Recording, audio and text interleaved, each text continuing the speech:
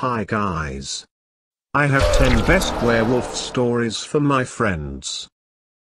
Be sure to subscribe to my channel. Hello, my scary friends. This is another werewolf horror story. Rough day. Heather smiled at me as I walked into the kitchen. Yeah? Paulson wouldn't get off my back about the new account. I tried to tell him. I began, but she walked over and kissed me. You remember the rule. No work at home. I sighed and kissed her back. You're the boss. I started walking up the stairs when I heard her call behind me. You want frozen pizza? Sure. Anything. I don't care. After I had changed, I walked back downstairs. Heather was standing by the kitchen table, holding a DVD case. Jennifer gave me this at work today. Said it was a really good movie. Wanna watch it? She asked, handing it over. I looked at the box art. It showed what looked like a stock image of a werewolf leaping through a star-filled sky towards the world's most uninterested model lying prone on a clip-art hill. Attack of the Werewolf announced the title in red chiller font with the names of several actors I had never heard of. I laughed. Where'd she get this? The 99-cent bin at Goodwill. Heather snatched it away. I don't know and I don't care. You've had a hard day, I've had a hard day, and we both need something to take our minds off things. She waved the case around. What better way than watching this piece of garbage for? She checked the back. 82 minutes? You're right, I said. Did you put the pizza in? After the pizza had been cooking for a while, we sat down on the couch and popped the movie in. A Christopher Lee wannabe began with a heavy-handed explanation of what we were about to see. A group of students will explore this abandoned mansion. Oh no, there's a werewolf, blah blah blah, you get the picture. The movie ended up being not the campy fun we were expecting, but an absolute mess where everyone involved took themselves way too seriously. We both ended up dozing off. I awoke to a burning smell. Opening my eyes, I saw black smoke pouring down the hall from the kitchen. Throwing open the door, I saw our pizza, burnt to a crisp from being in the oven for far too long. I cleaned up the mess and opened some windows to air the kitchen out. I walked back out into the living room and saw that Heather was still asleep. Looking at the screen, I saw one of the actresses walking through a deserted hallway in the mansion, walls of windows on either side, an apprehensive look on her face. Dinner was ruined, but I was still hungry. I kissed her on the cheek and went into the kitchen. I made sure to close the windows. Hopefully, she would never know. Searching through the cupboards, I found a half-empty box of microwave popcorn. It would have to do. I set the popcorn inside and turned on the microwave. From the direction of the living room came the sound of shattering glass. There was a loud scream, followed by an inhuman shriek. The screams died away, followed by the disgusting slurping noises of prey being devoured. There were howl and another shattering of glass. The popcorn finished. I poured it into a bowl and walked back into the living room. A cool breeze hit me in the face and I stepped in something wet and thick. There was glass covering the carpet. Looking at the couch, I dropped the bowl, sending it crashing to the floor. I had left the movie on mute.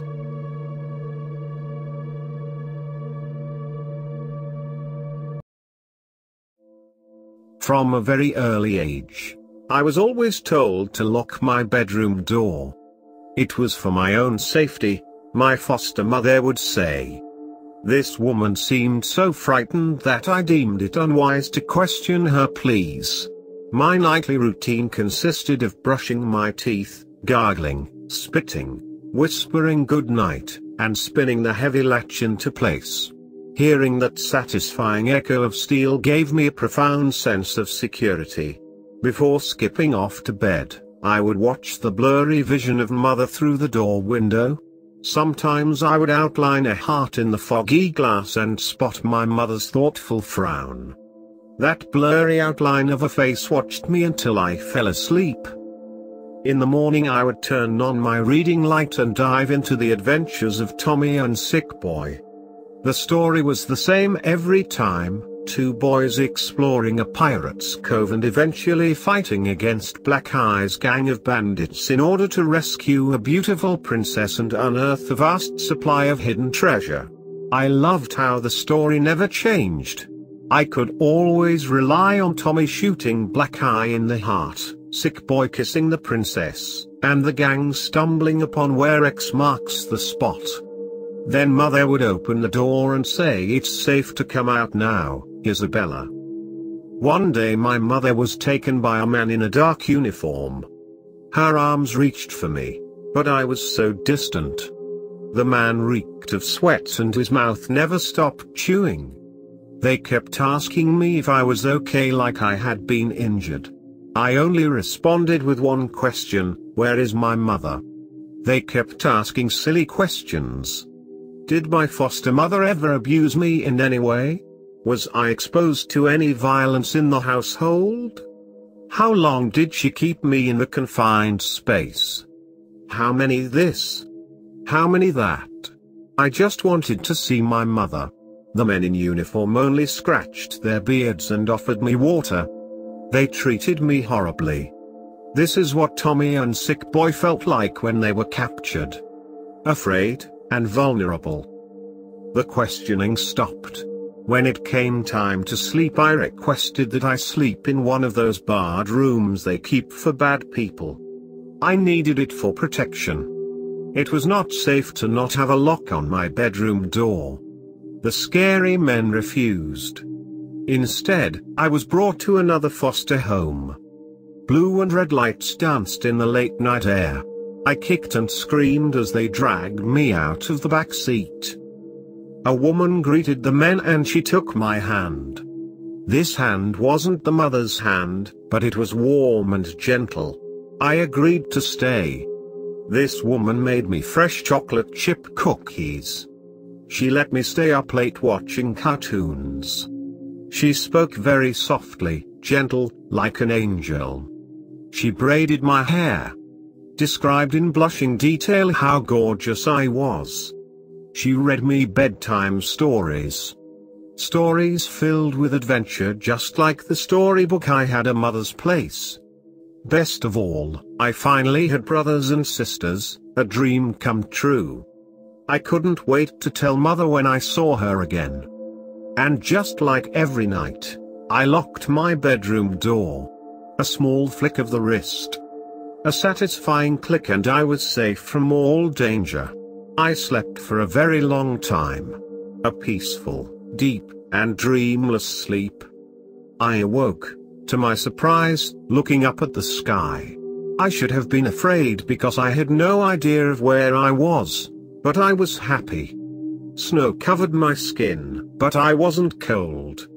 I remember giggling at the sight of my breath in the chilly wind. The backyard was silent. A crow cried out in the distance. Branches swayed. Sunlight reflected off of the winter frost. I felt so happy. Happier than I've ever been before. I couldn't help myself from giggling and dancing. Singing and twirling with my arms swinging by my side. I stopped dancing when I heard a woman's scream. The scream echoed from the front of the house. Birds flew away in fear. I stood still, not knowing what to do. Was that my mother's scream? I quickly ran around to the driveway steps. Climbing the hill to the front door, I saw those blue and red lights again, and the men in uniform. I was no longer happy. I was afraid. Bravely, just like Tommy facing Black Eye, I reached the front door ready for them to grab me again. Ready to fight back. The woman screamed once more when she saw me. Her watery eyes were so horrifying. The towel that rested on her shoulder was covered in blood. Just like the towels that covered the boys, as they slept on the driveway. Something had happened. Something horrible had happened here. I wanted to comfort this woman, tell her everything was okay, just like mother comforted me. The closer I got, the more she screamed. Suddenly the men in uniform picked me up and threw me into the back seat. I wailed and kicked at them. They were taking me away again. Why was this happening to me? I didn't do anything wrong. I just wanted safety. I wanted a family. I wanted my mother. All the way back the men wouldn't say a word, and the one with the chewing mouth never took his scary eyes off of me. Once again they questioned me. The questions were very silly. Do you remember breaking down your door? No. Do you remember making loud noises in the night? No. Do you remember attacking your brothers? No. Do you remember standing at the foot of your mother's bed, watching her? No. Why are you covered in blood? Do you remember attacking them? Why are you covered in blood? Where did you go in the night? Why are you covered in your brother's blood? What do you remember? I remember waking up in a field and feeling alive. I felt beautiful. Then I heard a scream, and now I'm scared because I think I did something awful. I think I might have done something terrible. I just want to be safe. The men made sure I slept in a very nice room. It was so nice and wonderful. It reminded me so much of my original bedroom that I cried when I went to reach for my adventure book. Every night I perform my routine, gargling, spitting, whispering goodnight to my room, and drawing pictures of my mother in this notebook. She would love to know that my door is almost always locked and that I feel very safe. There is a man that walks up and down the hall. His keys rattle when he gets close.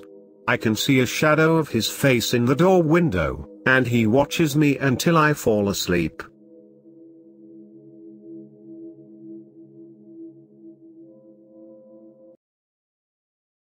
I never liked going to my grandma's. She lived in a big old house. Stop, stop, stop. I need to do something with this werewolf. It only takes a few seconds. Yes, like this.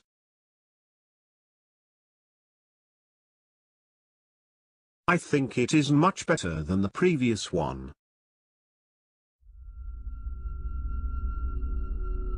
I never liked going to my grandma's. She lived in a big old house that gave me the heebie-jeebies every time I saw it. She lived in a small village. One of the everybody knows everybody type villages. I'd much rather spend my summer with my friends here in town, but what can I do? But grandma is family and you have to visit her, my dad would always say. Just be a good kid and maybe your old gram will give you some money. This sentence would quiet my muttering every time, and my dad knew it. You see, sometimes I felt bad for my dad since I wasn't always a good and obedient son, but he was always a great father to me. My mom abandoned us when I was 1 year old. My dad says she just ran away but never told me the reason why. The more I think about it, the more it feels like she cheated on him. As if that wasn't enough, my father lost his leg in a car accident about a month after my mom disappeared. It is understandable to say that my father has been through a lot. I said goodbye to my friends and went to my grandma's place. My father's best friend Thomas took us there. You excited, Danny? Thomas asked me. Very, I muttered. After an hour of listening to my father and his friend talk about football and the good old college days, we arrived. There it was, the old, creepy house just mocking me as the old feel of dread surrounded me. I don't really know what scared me about that house. I'm the only person I know that seems to be scared of it. Grandma waited us in front of the house, but something was off. My father noticed it too. "Hello, sweetie. How are you?" my grandma asked while pinching my cheek. "Awesome, Grandma. Where's Uncle Jack?" I asked, noticing that my dad's brother wasn't here. "Oh, he went to his friend's funeral. The poor man was only 26 years old, such a shame." This made me sad since Uncle Jack was the only source of fun I've had in this place. I remember riding with him on his bike when I was 8. He was one of the coolest guys I knew. "Well, I hope he'll be back soon," I said. My dad had a solemn look on his face. "Such a shame," he said. I said goodbye to my father and Thomas, and so the boring summer at my grandma's place began. I gave a lot of shit to my grandma, but she was actually a good person. She was most polite to me, and all she wanted was some company. My dad said never to make her angry, though. I never knew what that meant. I couldn't imagine her being angry. After a whole day of walking around the village with my grandma and greeting all of the neighbors, I didn't remember half of them, to be honest. I was tired as hell. "You need some protein, honey. Look at how skinny you are," my grandma said while mincing some beef. It was a small tradition of ours. She always minced my steaks because I was the laziest grandson in the world. Suddenly I started thinking that it won't be too boring here. My grandma led me to my old room. It was clean, neat and filled with fresh air. The bed sat under the big window adorned with Pokemon stickers I put there ages ago. "You still didn't get rid of that stuff?" "It's embarrassing," I grunted. "No, sweetie. I think it's adorable," Granny said. Aside from the boredom, I liked it here. I wasn't even scared of the house anymore. It proved to be a very safe and comfortable place. And then it happened.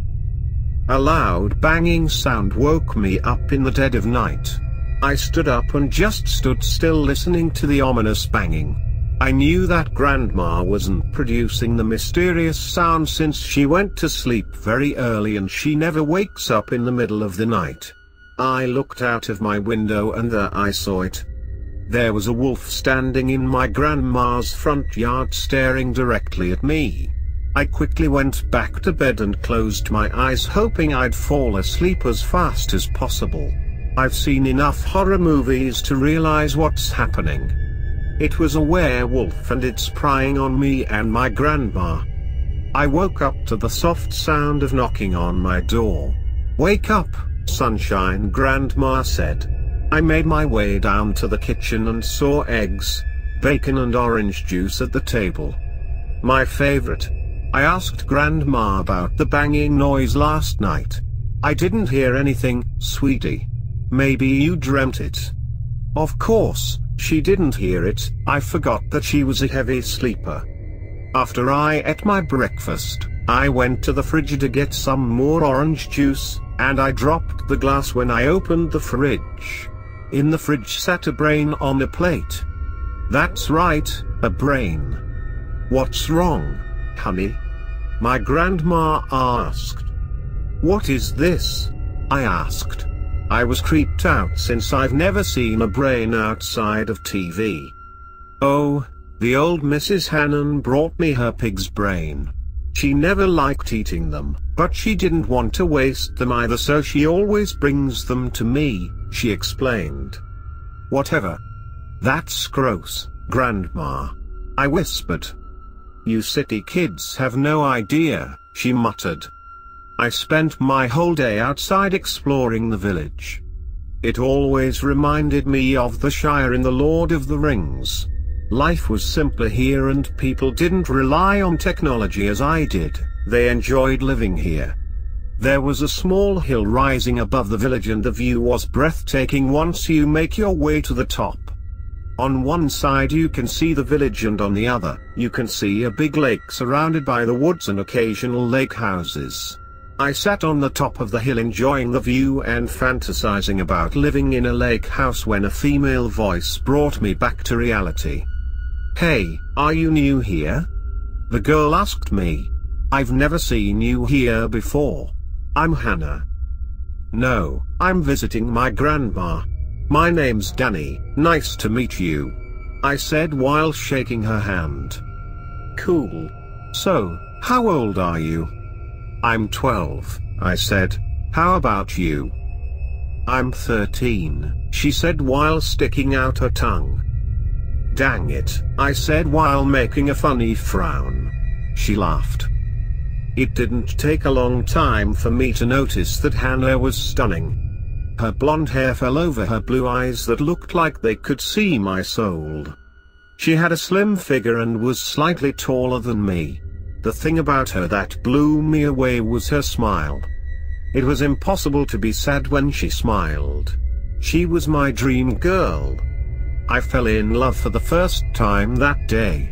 I've seen that kind of thing happening on TV, but it was weird for me to experience it in real life. "Do you live here?" I asked lamely while blushing. "I do," she confirmed. "Do you know anything about wolves? Are there many of them around here?" I asked curiously. "Oh yeah," she said. "This village is known for having a lot of them near. They live in the woods next to the village." "Oh no. I have to go, it's getting dark. I'll see you around, Hannah," I said in a hurry. "See you," she said. I quickly went home to make sure my grandma was safe, but I noticed something strange in the corner of my eye. I saw Uncle Jack's watch lying in the corner of the hallway floor. It was weird because he carried it all the time. He only took it off when he went to sleep. I asked Grandma about it, and she said that he probably forgot it.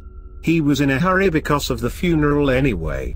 That night I fell soundly asleep and luckily there was no banging sound like I've anticipated. Grandma seemed to be off lately, but I brushed it off. It was probably Uncle Jack. They had a big fight before I arrived. I've spent another couple of weeks at Grandma's before my father and Thomas came back for me. I was happy to see them and I ran into my father's hug.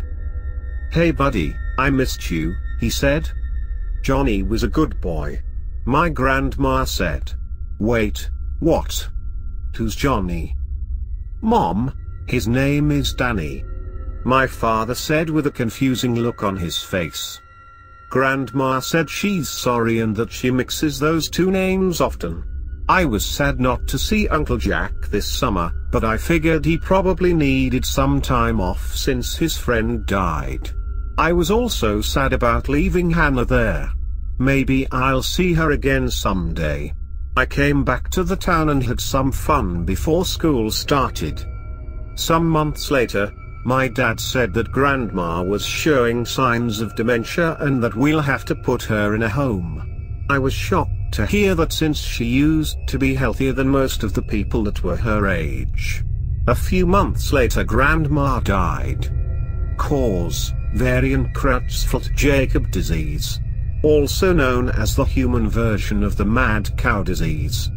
It can be caught by prions which are often found in brains, and more seldom in other parts of the body. And then it hit me. Uncle Jack never made it back home.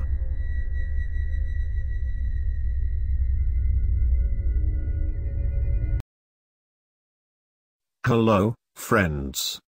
I just want to say thanks for the views, likes, and subscriptions.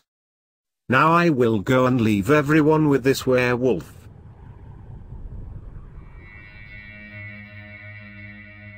Another day, another dollar. No matter how many times I repeated this motto to myself throughout my day, it didn't seem to help anymore. When I first got this job, it wasn't so bad. Animal control, get a badge, a decent paycheck, save pups. Sure beats slinging pizza at 2 a.m. in a crowded bar on Bourbon Street. These days, though, it's not so simple. Morning, Rosie," I greeted the aged vet tech who was busy playing receptionist while the actual receptionist nursed her hangover in the bathroom. Rosie smiled sincerely, a bright spot of cheer in the grey waiting room. "Good morning, dear," she chirped melodically, handing me my radio for the shift. Pulling out a clipboard hidden behind the desk partition, she checked my assignment. The long pause gave away that I was in for an equally long day. When I looked up, Rosie couldn't make eye contact. "Well," she started, voice strained, "the good news is you're on patrol for the last half of your shift." I patted her hand to let her know I wasn't mad at her. She smiled half-heartedly. 4 hours later, I clocked out for my lunch break, though I was unable to feel any hunger. My death total was up to 489 now after putting down 30 completely healthy, happy dogs. The space in the animal shelter was limited, so the animals that had overstayed their welcome or deemed too unlikely to be adopted got put onto a list. One of my favorite co-workers, Tommy, had done this for a long time, worked at different shelters all through Louisiana. He said our list was different than other places. Normally, he said, they print out a sheet of names every day. That seemed more dignified than our long, white sheet of laminated paper tethered to a broken cage. The words to euthanize were at the top in black Sharpie. Every day, the head guy in charge would hand-pick 30-60 animals he thought were doomed and wrote them down for us to erase after each bout of euthanasia. To take up the 30 minutes off the clock, I sucked down 2 cigarettes and went back into the shelter. At the very back in a cage alone, I found Pig, a tiny mixed breed with legs that were too long and worried eyes. She was picked up 2 weeks ago after her owner passed away, and I'll be goddamned if I couldn't help but love that little thing. I sat down in her cage and Pig immediately curled up in my lap. A minute later, Rosie was there, sitting beside me, scratching behind Pig's ears. We both knew Pig had 2 weeks, tops, before her name would be written in purple dry erase marker. I think I'm gonna take her home. I thought Maria didn't want to have any pets. We broke up. I kept my eyes on the unblinking, tiny creature staring up at me while I spoke. I moved back in with my dad on Saturday. Rosie could sense that the topic was still an open, raw, bleeding wound that needed to be cauterized and sewn up, so she said no more. She did reach over and put one of her tiny arms around my shoulder. "If you don't take her home, dear, I will." Pig's tail thumped against my leg excitedly. Rosie and I laughed, wondering if she could understand what we were saying. Patrol wasn't so bad today. Some days could be hard, taking in skeletal dogs and cats, having to drag roadkill to the shoulder, investigating entertainment dog fights. Today, though, it was mostly just picking up roaming strays. My radio breathed to life in a hail of static. Unit 285, Unit 285, what is your location? I relayed my address to Donna, the only dispatcher who liked to intentionally give me bad calls. "Yeah, 789 legs. We got an injured stray behind the pizza place on King Road." "Thanks, on my way." When I rolled up, a blonde server sauntered up, excitedly pointing me in the right direction. She probably thought I meant safety for this little cat. They usually do. Quietly, I crept around the greasy pavement that hid in the shadow of the pizza place's crusty bricks. Trying not to startle whatever critter I may find, I dug into my pockets for some cat treats I tried to keep ready. Just as the server had described, I found a wooden addition with peeling white paint set up for employees to smoke and bullshit. Tiny meows hinted that I was going in the right direction. The inside of the addition offered an excellent housing for the humidity outside. Stepping under the haphazard roof caused me to begin to sweat, my body odor becoming interlinked with the overt musty smell of many sweaty pizza bakers and cheap 305s. Trying to hold my breath, I spotted a tiny blanket shifting in the corner. After I finally lifted the tiny, mewling form to my chest, a hot gust of air tickled the back of my shaved head, making me shiver despite the heat. A soft growl shuddered the air. I spun quickly. Behind me was a man. A scrawny beat-up man with what appeared to be a realistic wolf mask over his face. It curled down to all fours, looking ready to pounce as a second, louder growl filled the tiny gap between us. It leapt at me. The tiny taser on my belt was between my fingers before I could think, a loud belch of electricity deafening me as the dog man shivered and fell, startled. Taking my cue to exit, I booked it to my van, confused blonde server watching anxiously. Not wanting her to be stuck with the all-fours crazy dog man, I threw my passenger door open, yelling at her to get in. Now, here I am, back at the shelter with this woman, who I have learned is named Nicole, trying to wrap my mind around what happened. I bumped into Tommy a few minutes ago, and when I described the crazy guy, he got as pale as I have seen his Cajun complexion get, mumbling weird French gibberish before he ducked away from me. I'm thinking about using my patrol time tomorrow to look for this guy, see what I can do. No sleep, what do you think?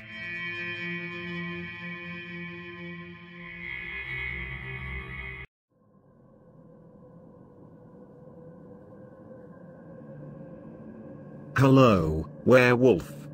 Look at me. I am very powerful being. Look at me, or I will come to the earth and scare you.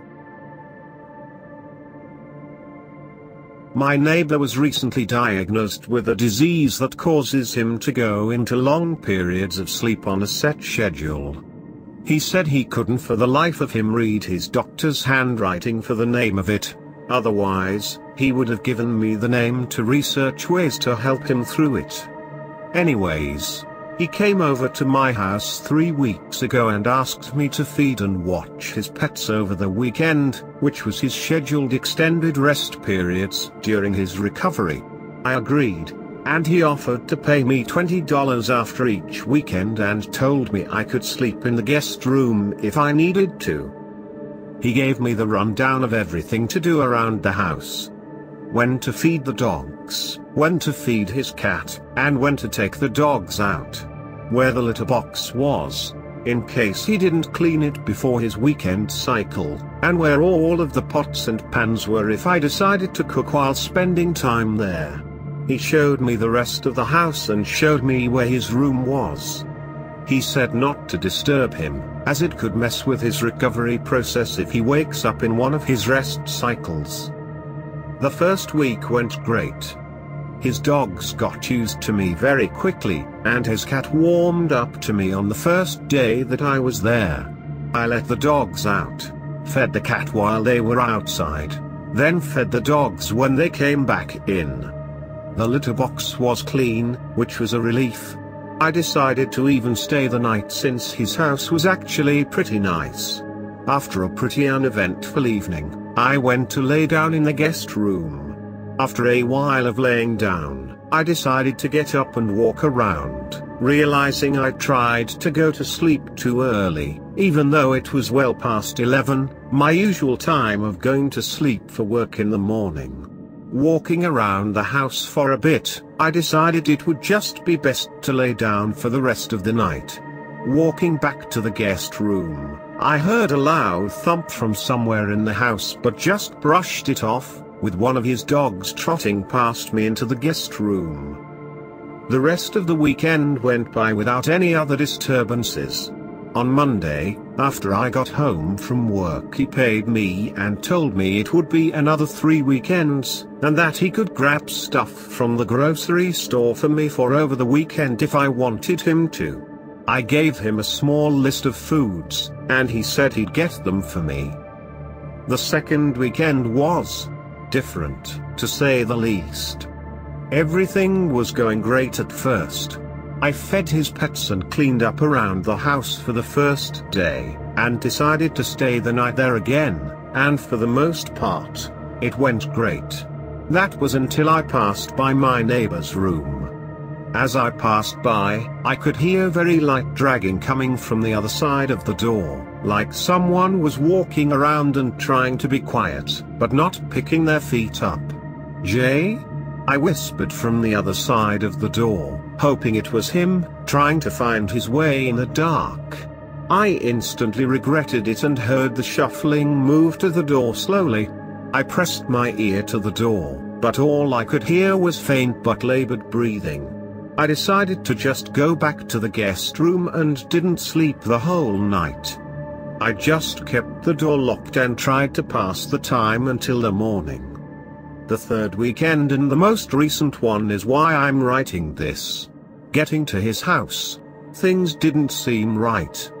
There weren't any weird smells or markings on the walls, but everything just seemed really tense. Even his pets felt it. His cat barely left her scratching post bed, and his dogs didn't want to go near the back of the house. The first day went by slowly, and it was the only day I spent the last weekend. I cooked myself dinner that night, laid down afterward, and fell asleep instantly. Saturday morning though, something was instantly wrong. All of his pets were in the room with me, and they were all staring at the door, which I left wide open before I fell asleep. I walked through the house, but nothing was amiss. I realized what was wrong when walking back to the guest room to grab my phone. There was an overwhelming smell of metal in the hallway leading to the back rooms. I ran to the guest room and instantly called the police. When they got there, they searched the house, and the smell hit them as it hit me. I told them everything that's been happening, my neighbor's illness and why I was there, and showed them his doctor's notes with his medication and details on recovery, telling them he was in the sleeping over the weekends, and that things have been going well the first 2 weeks up until now. They told me to grab my stuff and head to the living room while they got into the room. As soon as they got into the room, they shouted for me to get out of the house, but my curiosity got the better of me. As soon as I saw the inside of the room, I vomited. There was blood everywhere, and when I say everywhere, I mean it. There were maybe 3 or 4 spots in the room where the original colors of items in his room showed. There were dents in the walls, and scratch marks on the inside of the windows. I blacked out and woke up an hour later in the hospital. It turns out the blood was my neighbor's, but they don't know how. Nobody could have gotten into the room, and they showed me why with pictures taken for evidence. The windows were made of 2 panes of bulletproof glass, with a grid of bars in between. I never noticed because his shades were always drawn, and I never was in the back of his yard when the dogs were out. There were heavy claw marks on the inside of the door of his room as well. The only thing I can wonder at this point is, what was he trying to keep out of, or in his room?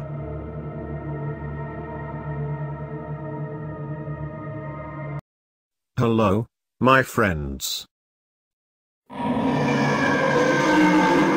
Yes, the werewolf stands against the wall.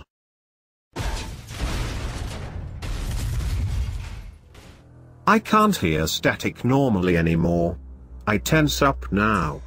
It isn't just that I hear it as overlapping screams, but I swear that I keep hearing the word help in there. Anyway, I got another package last night. I was heading out to my car when my foot hit another manila envelope. Since this was my first day back after my break, I took the envelope with me. It should be quiet at work. Better fucking is anyway. I kept my radio off, to avoid any static screaming, and got to work on time. Got changed, and settled in. The envelope never left my hands.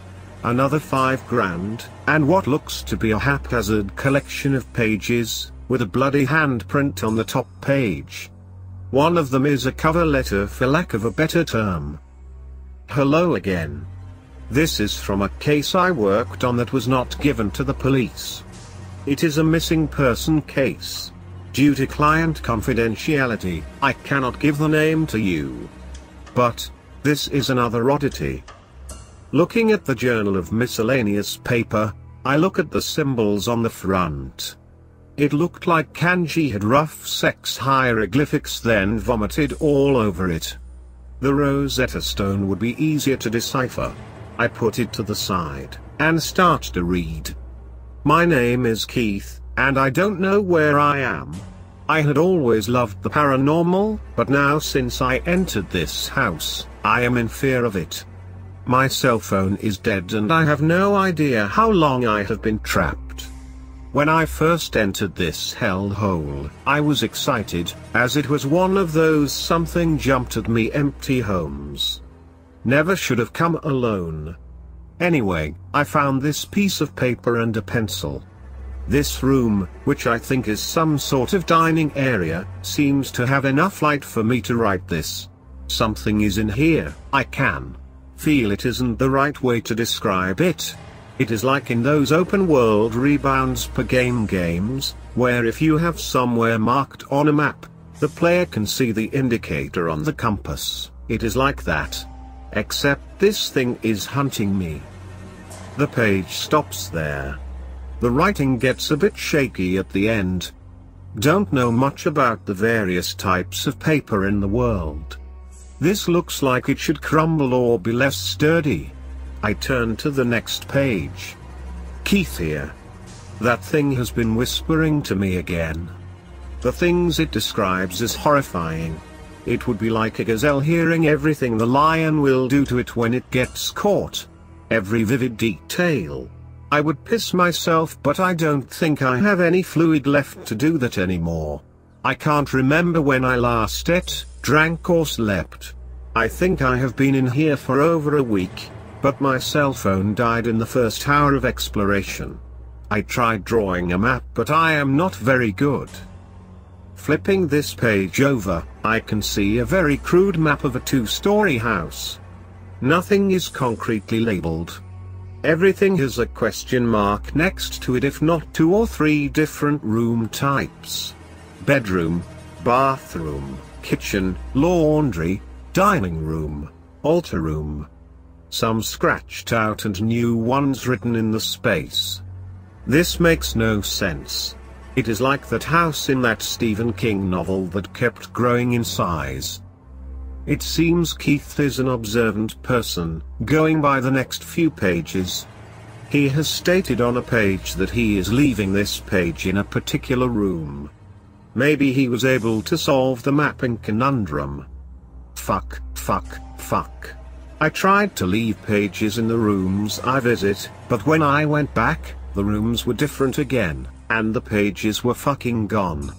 Fortunately, a study I stumbled into had more paper and pens. That thing caught me in the hallway. It is like some form of werewolf if Gaija drew one. If I ever get out of this, I will swear off all paranormal shit. This needs to stop. I thought about trying to figure out the history to this place, but it is like every horror story ever written. Ghosts, ghouls, demonic possession, haunted objects, psychological horror. I managed to get away from that thing, but it took a couple of fingers. Good thing I am right-handed, I guess. I can't seem to find any doors, but the next time I see a staircase leading up, I will take it. Down seems like a terrible idea.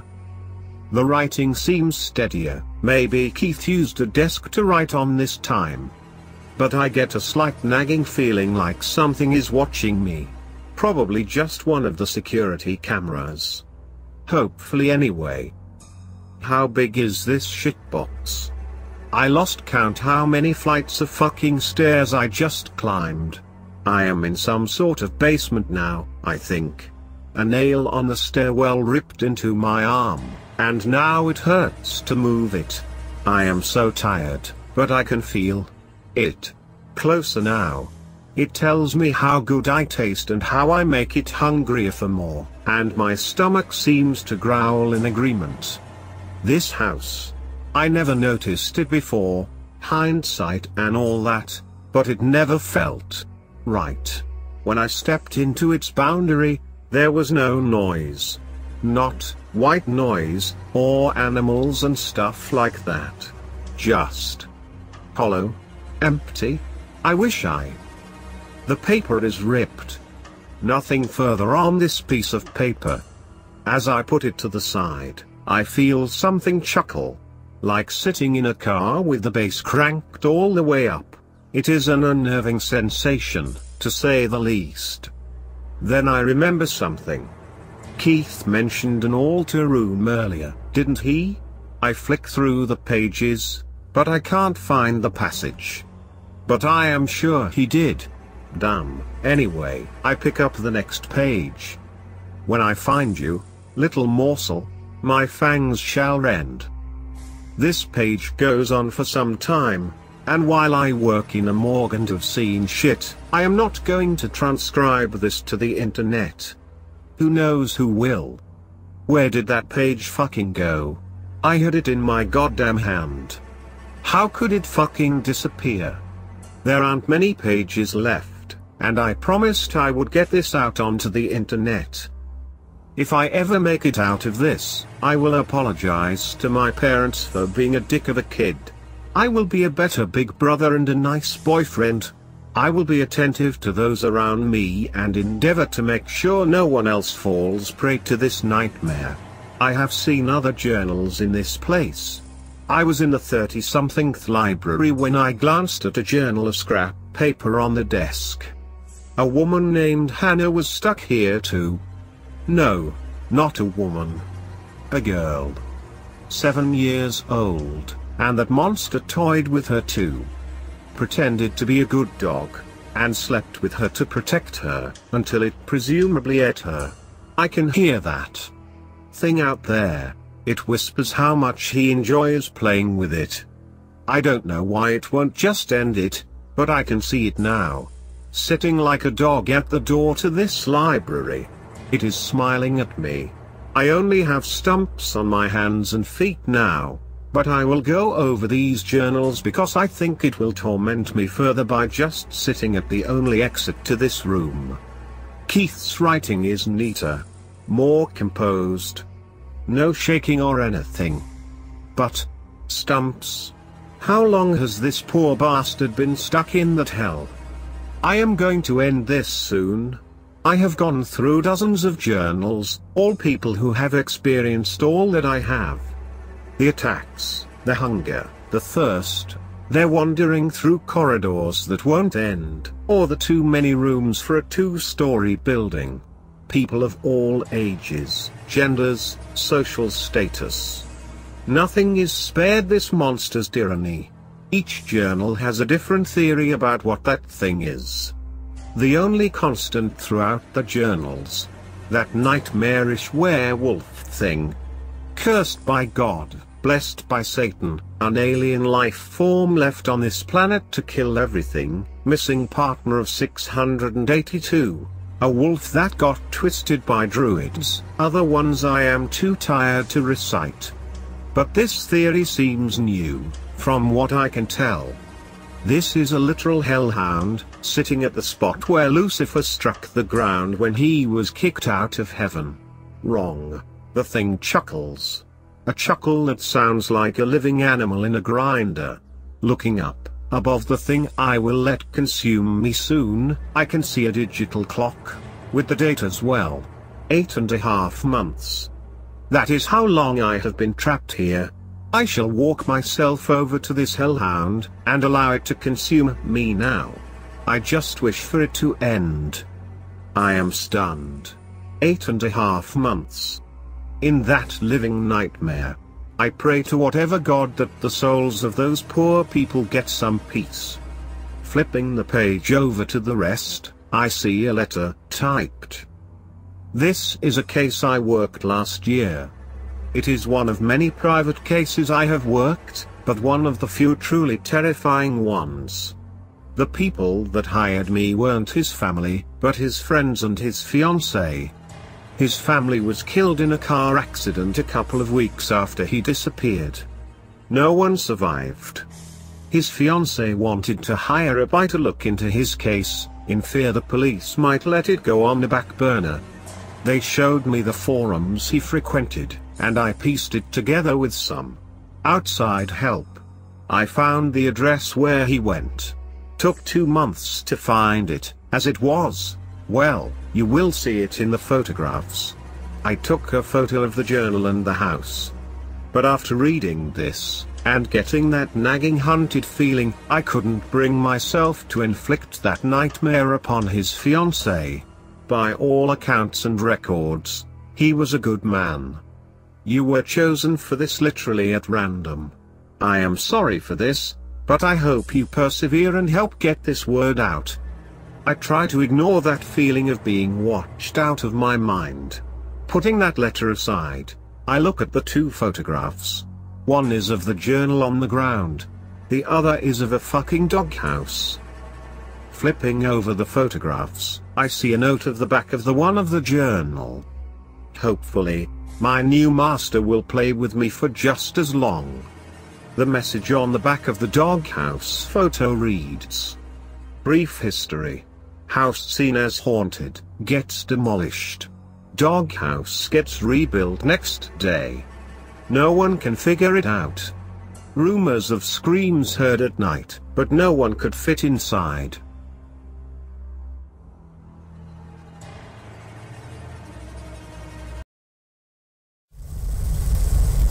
Hello. I teleported here to tell viewers, please, like and subscribe to my channel.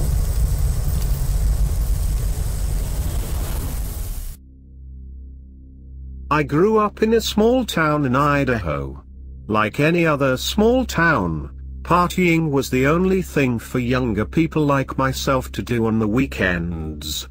Most of the time all of my friends and I would meet up and head out to some remote location so that we could drink beer and smoke weed without our parents bothering us. That tradition would change forever after one cold fall night in 2005. We all met up that Friday night at the local gas station to stock up on beer and cigarettes before heading out to the desert. It was one of those creepy sort of nights.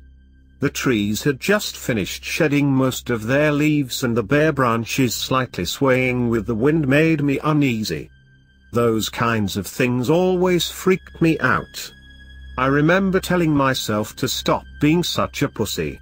Nothing bad had ever happened to any of us while we were out in that desert, so I knew that there was nothing to worry about, but regardless, I still couldn't shake this uneasy feeling that I had that night. Something just didn't feel right. I have since learned to trust my feelings when it comes to these types of things, but I certainly did not take those gut instincts into account that night. Our normal party spot was about 20 miles west of town.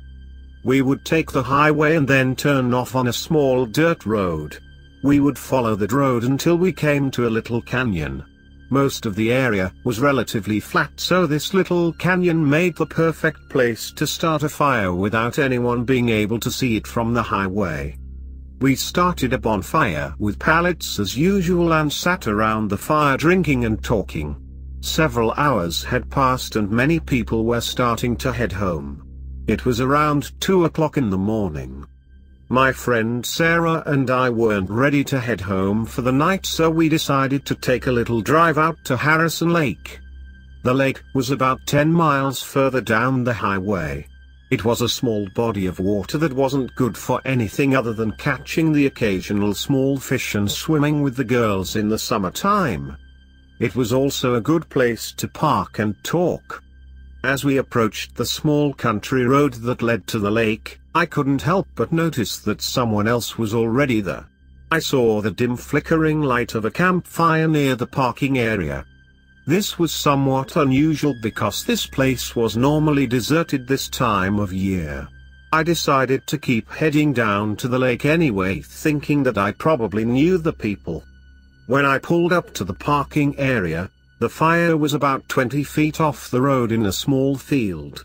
I immediately noticed that something wasn't right. There were 6 people standing in a circle around the fire. They were all wearing black robes with hoods covering their heads and obscuring their faces. There was a large pole coming directly up out of the fire pit, sticking about 10 feet up in the air with some sort of animal impaled on the top of it. It looked like a cat, but I wasn't quite sure at the time. When Sarah saw this, she immediately grabbed my arm and said something along the lines of, "Holy shit, get us the fuck out of here." I agreed, but I couldn't leave without saying something to these freaks about the animal they were obviously torturing. I rolled down my window and immediately heard some kind of creepy chanting. Like they were all praying in some sort of fucked up, satanic worshipping way. It sounded like a form of Latin, but I wasn't quite sure.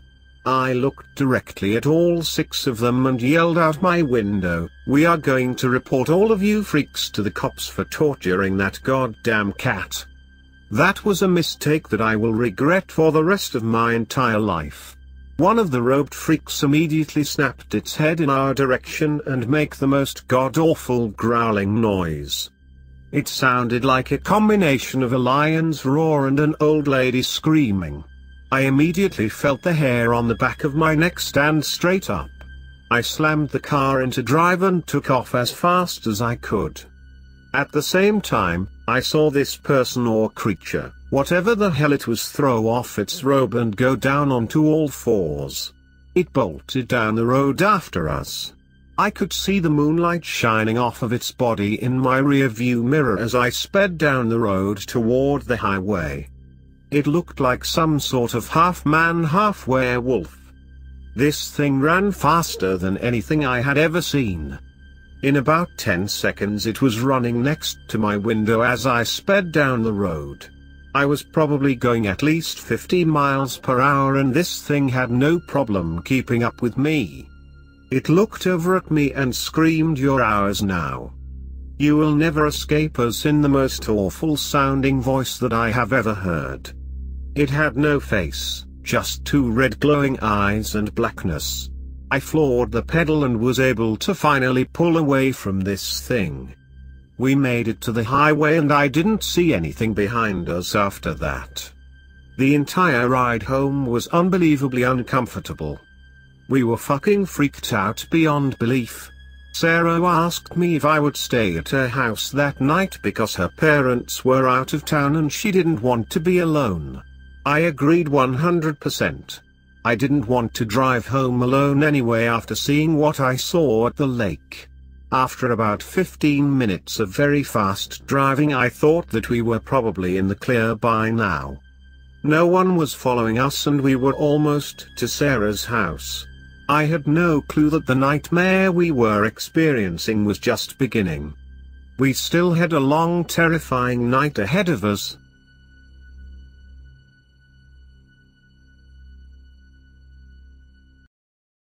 Hello, friends. I will try to open this box again. I will use my magic circle.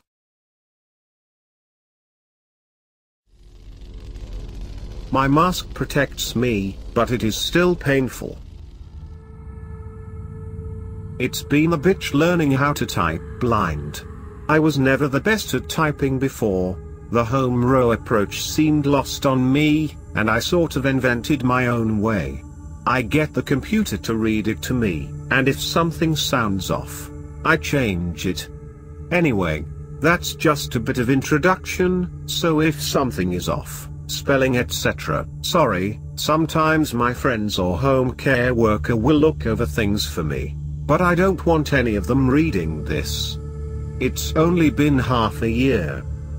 The day I lost my eyes was a sunny, crisp, fall day. At first, I tried to tell people what happened, but it was too weird, and it changed how they interacted with me. Even I know it sounds crazy. cray cray. So I made up something else, something more plausible. Everyone thinks I was attacked by a dog. A dog, I said finally. It was a dog. But I don't like lying. It's really terrible to know this, to know that someone else might be attacked, and not be able to stop it. Because I sound crazy. A sunny, crisp, fall day. The seawall, Vancouver, British Columbia, Canada. Anyone that's been here knows it's a beautiful walk around the amazing Stanley Park. Under the Lions Gate Bridge, around the point looking out at that huge island across the Georgia Strait. I was out taking pictures of the fall colors. They were beautiful. Go darn. When I remember color sometimes it makes me so damn mad. And I want to cry. But I can't anymore, so I scream. Usually into a pillow, sometimes not. It was a magic hour, that golden sunset just lighting the autumn colors afire everywhere I looked. There were a lot of people out. A seawall is a popular place for joggers, bikers, people walking dogs, fellow photographers, all sorts of people out just enjoying the day. I got a lot of good shots that night, I think. My friends told me they were really beautiful. It was getting dark, and I was still snapping away. There were fewer people, I could see my breath. There are no lights along the sea wall. The ambient city light makes it easy enough to see, and the stars were out. And it was a full moon to boot. I know, full moon. You're thinking werewolf, right? Well, sorry to disappoint. But I wish I had been a werewolf. Then it maybe would have killed me. This was something much worse. Werewolves we've seen. American Werewolf in London is one of my favorites. Werewolves at least would be known for. This was so alien, so strange. It started with a feeling. That feeling that tells you something isn't right. That someone's watching you. That you need to leave, now. There've been a lot of murders in the park over the years. A serial killer once used it as his stalking ground. Vancouver's pretty safe if you're not a street worker or homeless. But sometimes you get that feeling, and you know you're not safe. And I started to leave. I was pretty much in the middle of the walkthrough. I could go all the way around the park, or cut through on the trails. Nuts to that. The woods at night, with that feeling. Hell no. I took the clockwise way around, under the bridge. That's when I heard the whispering. Even with that feeling, if you hear someone in trouble, you stop and check it out. At least, I did. Whispering for help. Please help. In the woods, just in the bushes, still green, not yet covered by the fall leaves. It wasn't far. I saw someone crouched on the ground, head turned down, whispering. Whispering at something. Someone. The thing, how to describe it? It was like a child? But wrong. Its head was way too small. Its back was all bent and bony, looking under a really big t-shirt. It crouched over someone. They weren't moving. Their eyes were gone, bloody holes in their head. The thing whispered at the body. Help me, someone," it said in this rasping voice that made my teeth hurt. I was frozen in place. When you see something unexplainable you think you'd run. But really you sort of want to keep looking, until it makes sense. So you can see that it's not really what it appears to be. Until it's not a monster eating someone's eyes. The thing looked at me. It was dark in the trees, but I could see the glisten of blood on its too small face. Its eyes were gone. Not bloody, just black holes. "Help me," it whispered. I backed up. It stood. Its legs were too long for its body. It took frighteningly fast steps toward me. I stumbled out onto the seawall and began to run. It overtook me in seconds and leapt on my back, pulling me to the ground. It flipped me around and crouched over me. "Please, don't, please," I said, breathless. Its face was terrible to look at. Without eyes, where should I look? How could I plead for my life? "Please, don't," I said again. It whispered at me then. "Please doesn't," it said slowly. "Please don't," it said again. I struggled. Its head struck down at me with such force it made me see stars. Then all of a sudden its face was pressed against mine, and I felt its hot tongue slip inside my eyelid, under my eyeball, probing. And then it sucked, and my eye was gone. It nipped its teeth together and threw its head back to swallow my eye. My eye. I whimpered. It brought its face back down to mine again. "No!" I shouted, trying to push it away. It was impossibly strong. "Please, no," I said as it opened that hideous mouth. I wrenched my head to the side, trying to avoid that awful mouth. It pressed into me and kept me still. This one had to fight for. It ended up with more than just my eyeball, but hey, at least I tried. My eyes. Gone. My face was wet with blood. It started licking me. I started to feel weak. That hot, disgusting tongue lapping over my cheeks, sharp, rasping licks that stung in spite of my greater injury. And then I heard the sound of running. Someone shouted. It leapt away from me. I only heard the first 2 steps it took into the woods, and then it was gone. The people that came to my aid were most helpful. One called 911. One tried his best to comfort me, telling me everything would be okay. Just lay back, help is on the way. The sound of a third person vomiting is what made it hit home, just before I passed out. And I knew it was real. The hot blood on my cheeks smelled funny. I'd never smelled my own blood before. Anyway, ambulance, hospital, recovery, blah blah blah. The expected, the boring. Talking to the police was interesting. That body in the woods. I wasn't much help. They referred me to a psychologist, who came to me in the hospital until I was okay to go home. It was a dog, must have been a dog. Yes, music, and the delicious smells of cooking, all these other wonderful things to experience without sight. She was really helpful, but when I knew what I'd seen it was hard to begin the healing. And then I went home. I knew to adapt to life without eyes was going to be difficult, and that was before I realized that my encounter with the thing was not limited that one terrible night. I woke up my first night back in my own bed. Whispering. "Please don't," it said. It was at the corner of my room.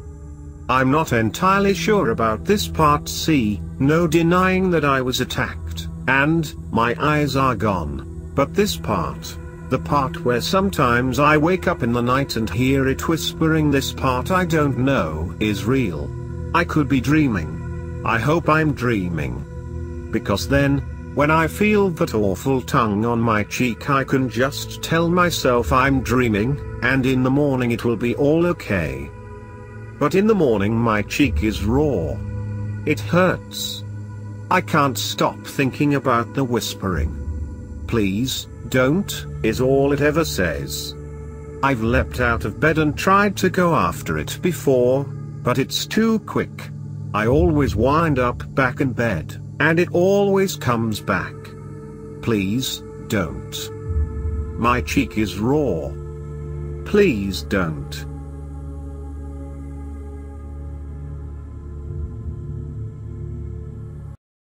Hello.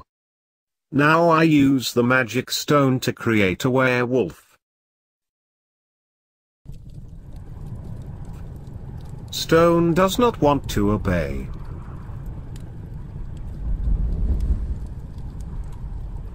The summer between senior year of high school and freshman year of college, I worked as a lifeguard at a scout summer camp. I would drive roughly 4 hours on Sunday morning to get down to the camp, then, on Thursday afternoon after that week's session had ended, I would drive the roughly 4 hours back home so I could relax and recharge in the air conditioning of my parents' house. Sure, it was a lot of miles on my poor, shitty car, but I always loved being able to speed down those country highways, car top down and music blasting. I got pulled over once or twice, but I always managed to talk my way out of tickets, and quickly learned where the cops would lurk and run radar. Early on in the summer, I was driving back home on a cloudy, relatively cool Thursday. It was mid-afternoon, about an hour into my journey, when I saw a painted sign on the side of the highway, "Fruit stand 1 mile on right." I was in the middle of nowhere, endless acres of wheat bordered the highway, and I decided to stop, get some fruit to bring home to my mom, and see if there was a bathroom I could use there. As the sign promised, 1 mile ahead on the right was the fruit stand. I pulled off the highway and my tires crunched over the gravel drive that led up to a classic-looking farmhouse. The fruit stand was a hand-built garage of sorts off the side of the house. I parked my car and called out a greeting. A sun-weathered, overall, worn boots, and straw hat-wearing man greeted me from inside the shade of the fruit stand. As I browsed the selection of produce, which was mostly early berries, tomatoes, watermelons, and the like, I made conversation with the farmer. He introduced himself as Mike, and he and I ended up sitting and talking for the better part of an hour. He commented on my damn foreign car. I told him how I had built it myself, and learned to drive stick in it, which he approved of. He gave me college advice and told me how he had gotten his degree through the military. At some point, his wife Elizabeth had come out and joined us, and she was as sun-weathered as he was. I drove away that day with my passenger seat full of fresh bread, fruits and veggies, and some fresh eggs in my cooler. I made it a point to stop at the fruit stand as I made my trips back and forth between camp. Our relationship grew to the point where I could just walk into their house, call a greeting, and we'd sit down and have drinks and snacks. They didn't have any children, so I think they were pretending I was their child or grandchild or something. The three of us were having dinner out on the porch one evening. The sun had begun to cast long purple shadows, and a cool breeze kept the flies away. From where I was sitting, I could see down their driveway, and across the highway to the wheat fields on the other side. The sun had illuminated the stalks of wheat to a beautiful golden, but that didn't change the fact that the seemingly endless wheat fields creeped me out to no end. As I stared across the empty highway, I saw something. A dark, hunched figure was slowly emerging from the wheat. And when I say slowly, I mean slowly. It took me a solid 2 minutes to even recognize the figure was moving, and not stationary. We watched this figure until it was free of the wheat, then as fast as you can blink, it went from the edge of the field to the edge of the highway pavement. And it just stood there, watching us. Then, it was across the far lanes of the highway and was now at the center median. Inside. Now. Mike's voice startled me. We quickly abandoned our dinner, and when we shut and locked the door, the creature was at the foot of the driveway. The best way I can describe this creature is Werewolf, drawn by Stephen Gammell of the Scary Stories to Tell in the Dark Book series. Its feet were too large, hands too big and fingers too long. It was probably two of my cars stacked on top of each other, tall, and was incredibly buff. I say buff because from 50 feet away, I could see that this thing's muscles were massive. Two large ears sat on top of its head, and a narrow, pointy face sat atop its wide shoulders. And then, it was gone, but a moment later, it reappeared on the front porch, its awful face millimeters away from mine, pressed flat against the thin pane of glass separating us. Liz let out a terrified shriek, Mike dove for his shotgun, and me? I'd like to say I did something brave, like shot it, or lured it away from my adoptive grandparents, but I didn't. I couldn't make my body move. We just stood there, staring into each other's eyes.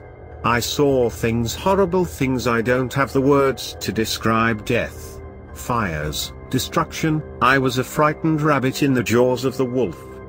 I blacked out. I came to when the back of my head cracked against the hardwood floor, or maybe when Mike's shotgun was fired through the door's mail slot, or maybe when the creature let out an ear-bleedingly loud scream, or some combination of the three. The creature staggered off of the front porch and disappeared around the side of the house. All night long we sat huddled in the living room as the creature circled the house, screaming, scratching the walls and glass with its terrible claws. At times, it sounded as if there were more than one. The screaming and scratching came from all around the house, from upstairs, the basement, in our heads. For the first time since I decided I was an atheist at age 9, I prayed. It didn't do much, obviously, but I gave it a good try. At some point during the night, my car alarm started going off, and I was more worried about my car than I was myself or the farmers. What can I say? I loved that car, and I still have it all these years later, in all of its shitty glory. Then, just as the sun was starting to rise, everything calmed down. The farm was awash in beautiful warm light as Mike and I crept outside, armed with a rifle and a sawed-off shotgun. The siding on the house beat up, deep gouges had been carved into the ground, and the top on my car was shredded. Produce was scattered all over the ground, but the creature was nowhere to be seen.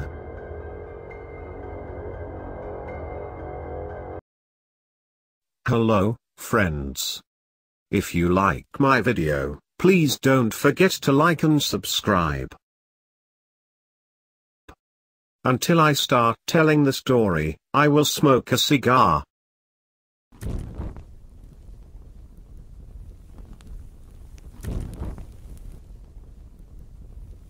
Okay, I'll start. So those that know me, and know what I do, call me the cleaner. I'm what you might call a bounty hunter, except I deal with very special cases, stuff that nobody else can really handle. I seek out the filth, the otherworldly beings, even what you might think is supernatural, and I terminate it. I don't discriminate, I don't hesitate, I just squeeze the trigger. I'm not open for hire, I only take contracts from one person. And no, I can't bring you into the fold. It's something you're born into, and there's only ever a handful of us alive at a time. I can't go too far into the details, but I am allowed to say this.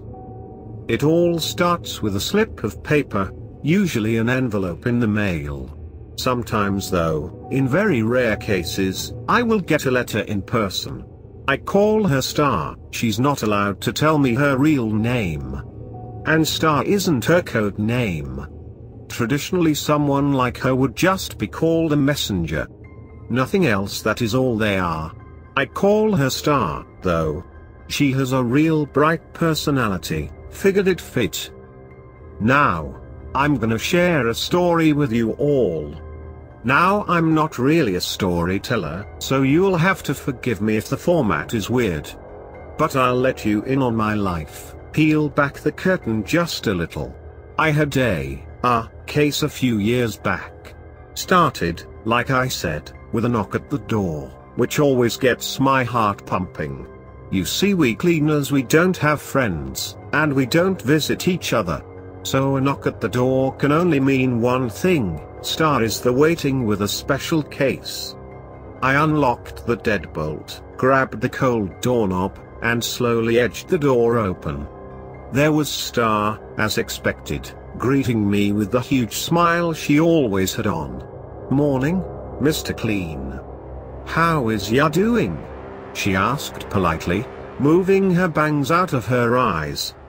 I returned the smile and motioned for her to enter. Still alive, so I'm doing better than most of the people I know. We made our way into the kitchen, and I poured her a glass of water, something I always did for a messenger. I'm gonna take a wild guess and assume this isn't a social visit. I handed her the glass of water. "Oh, thank you." She took the glass and sipped on the water before replying. "You know, one of these days I'm just gonna pop by to hang out." It was a nice thought, but I knew it could never happen. It's against the rules, and no one breaks the rules. But you are right, she pulled an envelope from her back pocket. "This one is gonna be a toughie." There were 2 pictures ... Usually, I only got one. She placed them on the table. The photos were of 2 monstrous-looking beasts, hairy and huge. I instantly recognized what they were, and immediately got a pit in my stomach. Star must have noticed because she responded with a reassuring pat on the back. "You can do it." They were lycanthropes, or more commonly known as werewolves. They're about as tough as it gets. "Yeah, probably. But 2, really?" I shook my head and sighed. "Am I to take them on alone?" "Yuppers. And we both know what that means." She paused to drink more water. "They're mating, so we're gonna need you to deal with this as quickly as possible. Can't be giving them a chance to separate and disappear. Lycanthropes are pretty much what they appear to be like in movies.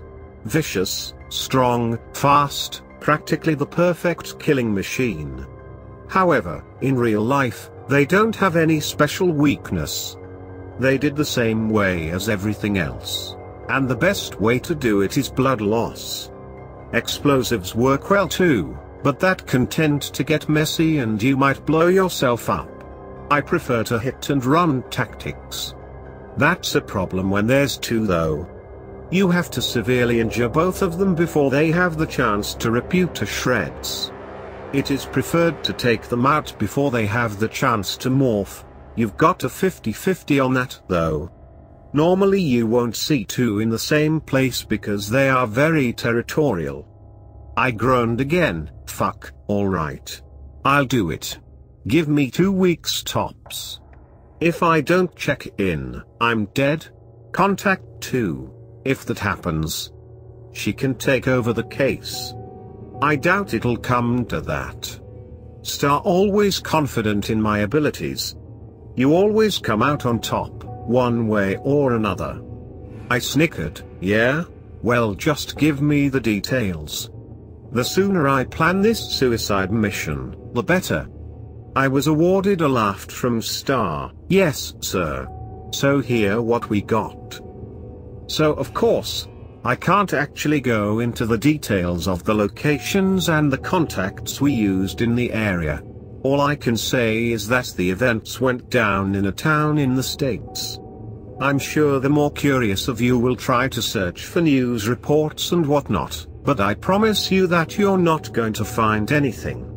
Any shred of evidence that was there is gone.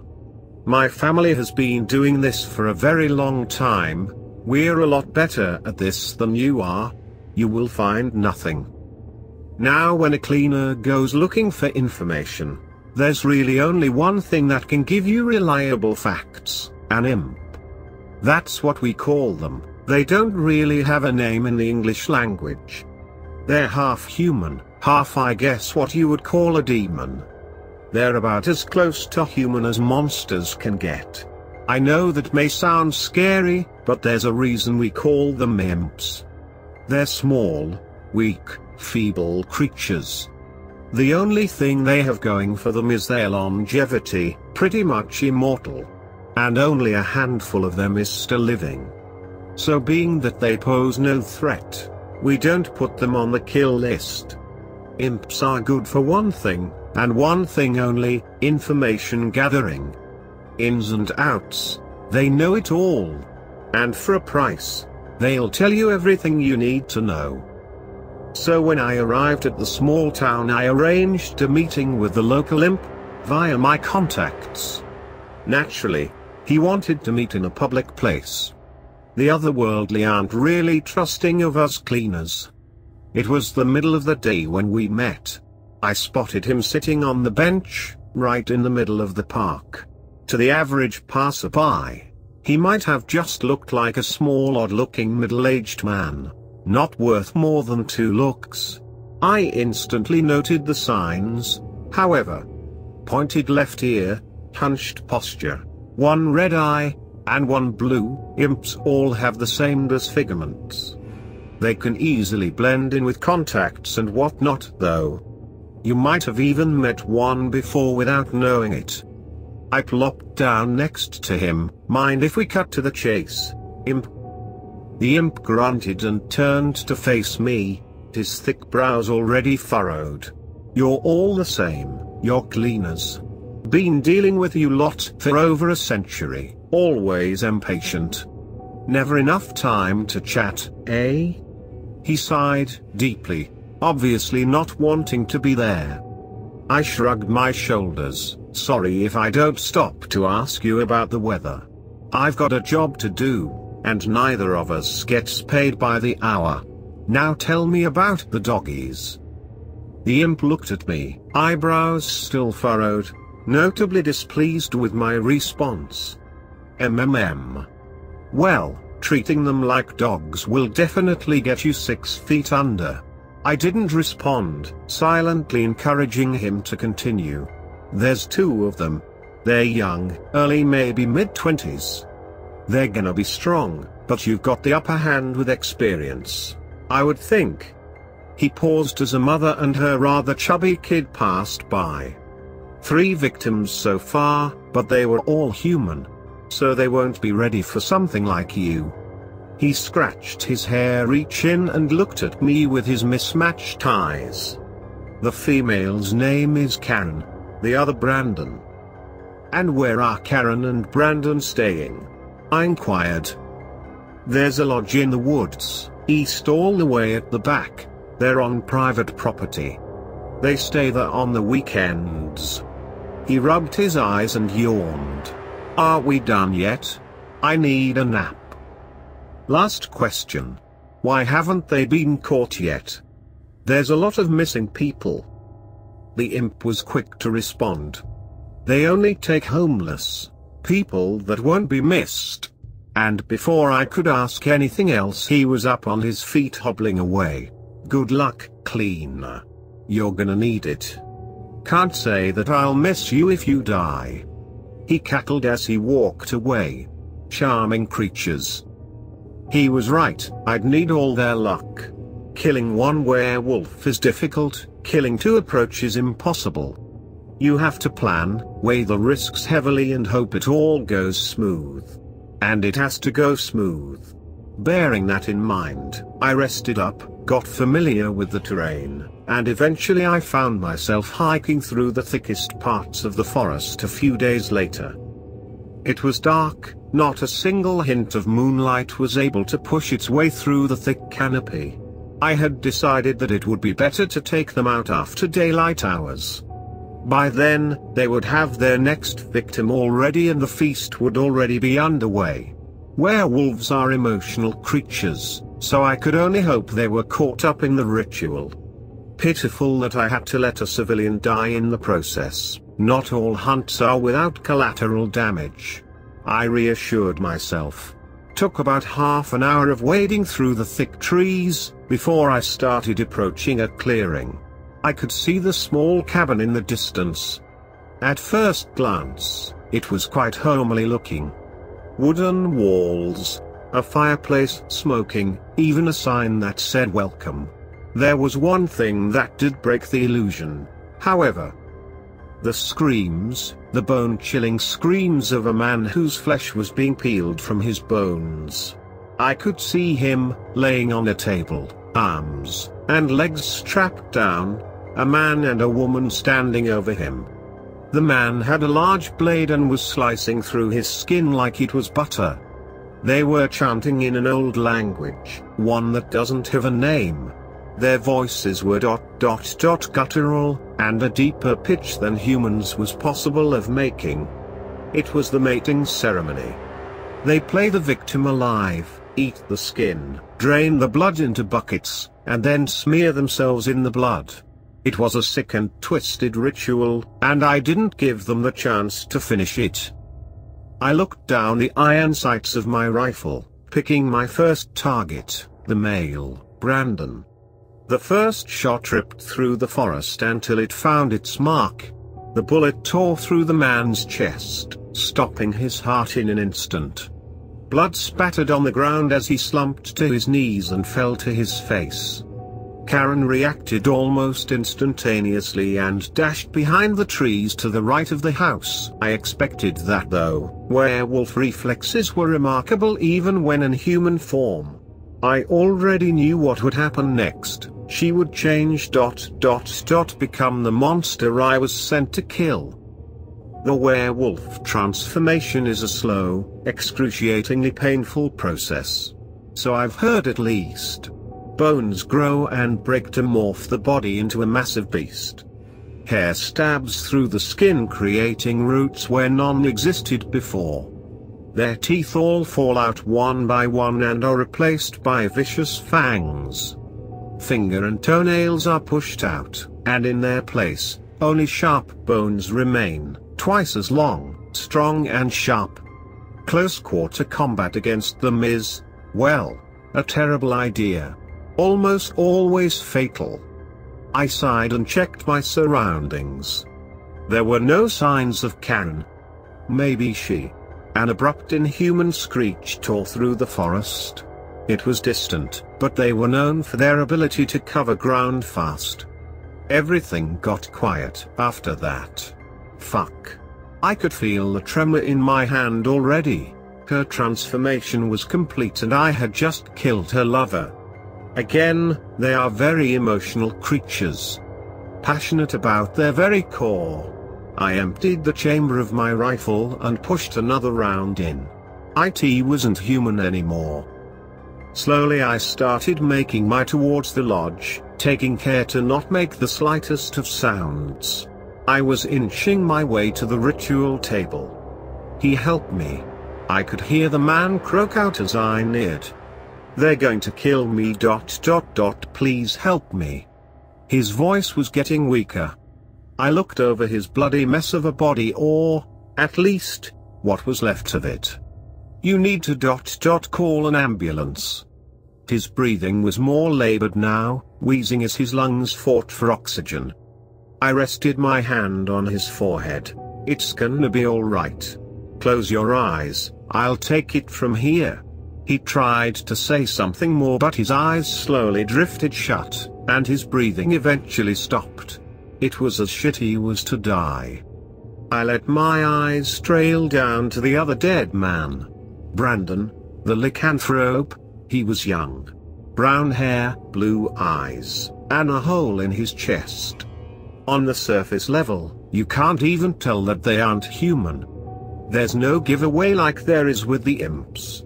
Werewolves are hard to find, unless, of course, they're morphed and hunting you. I nudged him with my boot. No movement. Good, I thought. I stepped over his body and moved towards their cabin. I had to shut myself in. I needed to trap the beast. I opened the door slowly, pushing it with my rifle, making sure to close it behind me. The fireplace was still lit, making the shadows dance on the walls. Very homely indeed, I said absent-mindedly. And it was. There wasn't much to it, but it was nice. A sofa and recliner by the fire, a kitchen past that, no TV though. I looked back at the dead body outside. I guess they've got other interest. There were paintings on the walls. Mostly of wolves and the such. Brandon's signature was on a few of them. Guess he was a painter when he wasn't busy being a werewolf. Another screech tore through the forest, much closer this time. It was stalking the tree line, deciding how to attack. I snapped back to the task at hand. Right. Best get to it then. I needed to immobilize the beast. I smiled as I dropped my duffel bag to the floor, and set aside 2 large bear traps. Even a lycanthrope can't ignore steel teeth biting into its bones. I placed one by the door, maybe 5 feet away, and one by the window next to the fireplace. This ought to do. I waited, and I waited. 3 hours went by before I heard it again. The beast was smart to wait that long. I was tired and the recliner was definitely helping me to fall asleep, especially with the warmth of the fire. However, the second I heard it, my adrenaline kicked into overdrive. It was circling the house, heavy footfalls making solid thuds. It made no attempt to hide its presence, growling every other breath. Werewolves were masters at stalking their prey. You can only hear them when they want you to. It's no wonder she was able to get to the house without me noticing. She wanted me intimidated, and I was. I could hear the slow scraping of her talons as she carved into the house. The low guttural growl as she grew bolder with each step. Boom. The cabin shook violently as something smashed against it. Paintings fell from the walls. My body trembled, and then it got quiet. No more footsteps. No more growling. It was in kill mode. Shit. Every hair on my body was at attention. Goosebumps rose on my arms, and the tremor in my hand returned. All the experience in the world can't save you from the terror of a pissed-off lycanthrope. I took a deep breath and slowly stood from the chair, rifle in hand. I doused the fire and positioned myself in the center of the room. Equal distance to either of the traps. With the fire out, it was dark, and hopefully, it wouldn't see the bear traps. Will die. It was a deep, almost demonic thing to hear a werewolf talk. Before I could react, the beast burst through the front door. I had to duck as the door flew past my head and crashed into the kitchen. There wasn't much light, but I could see enough. Maybe 8 feet tall, black fur, several 100 pounds. It was frightening. Muscles bulging, eyes glaring, fangs bared. It was pissed ... at me. I couldn't afford to waste a second, though. I raised the rifle and opened fire. Shot after shot, 3 times I fired on the beast. The attack barely phased it as it only walked closer. The bullets ripped through its body, and blood slowly leaked out, coating the monster in a crimson glow. But it didn't care. They're tough. I just had to buy time, wait for it to step into the trap. That's it, come and get me, I shouted, squeezing the trigger once more. The bullet hit its ear and the beast roared in anger. Just one more step and I had the monster, yeah, that. It stopped right in front of the trap and leaned forward so that its head was in the moonlight. Ears flat against its wolf-like skull, grey eyes staring me down, as it bared its fangs at me. It flung the bear trap aside, causing it to clatter against the wall and snap shut. Die ... now. It roared menacingly, and before I could react it lunged at me, clearing the distance in one leap. It swatted me like a fly and sent me crashing into the fireplace. I hit hard and nearly cracked my skull open. No, the brick. Her sharp claws had sliced through my vest like butter and gashed me open. Everything was blurry and my head felt like it was swimming in circles. I managed to push myself off of the ground. I was greeted with another ear-splitting screech. I felt my eardrums pop as I fell back against the fireplace. Even from across the room, I could feel how hot its breath was and the smell ... it reeked of death. However, I couldn't afford to act. I reached for the pistol on my belt and opened fire again. I was dazed, but I got lucky. The bullet hit it in the head. It wasn't enough to kill it, not by a long shot, but it gave me a chance to move. I could see it fall back and break the small dining table it was next to. It was disoriented, and I used that to make my way to the window. I stumbled as I walked, almost falling on the trap that I had set earlier. I lifted the glass pane and threw myself onto the window sill. I let my body slowly slide out the other side. I needed to put distance back between us. Formulate a new plan. Fuck. My ankle erupted in pain. I could hear an audible pop as the werewolf crushed my bone with its grip, while also digging its sharp claws into my skin. It had caught my leg just as I was sliding out. "You fucking bitch!" I shouted. My entire leg felt as though it was on fire. I was in a bad spot. More or less dangling out of the window. I could see its head sticking halfway out of the window now. Your eye fired multiple rounds into its jaw, not giving it a chance to finish a sentence. The beast jerked its head back, smashing the top of the window as it did. I felt my ankle slip from its grip and my head smash on the ground as I fell onto the grass. I couldn't stand. My vision was fading, and the last thing I could hear was the beast pounding on the walls. I groaned as sat forward. I was alive, but only barely. I was in a puddle of my own blood, and I couldn't use my left leg. Took me nearly 10 minutes to stand up, and another few to hobble over to the cabin window. What was left of it anyway? Karen the werewolf was seemingly dead. I leaned myself against the walls and peered inside. From what I could see, it looked as though the beast had bled out. Several bullet wounds, a bear trap still clamped on its ankle. Guess you stepped on it right before you snatched my leg. Even large pieces of glass sticking out the back of its head. Looks like you died trying to break the wall down, though. I pulled my burner out of my pocket and dialed my only contact. Mission is a success. Gonna need a cleanup crew and a pickup for myself. Oh, and bring Helga. I'm hurt pretty bad. I let myself slide down against the wall. I drifted off looking at the stars. They looked especially dull that night.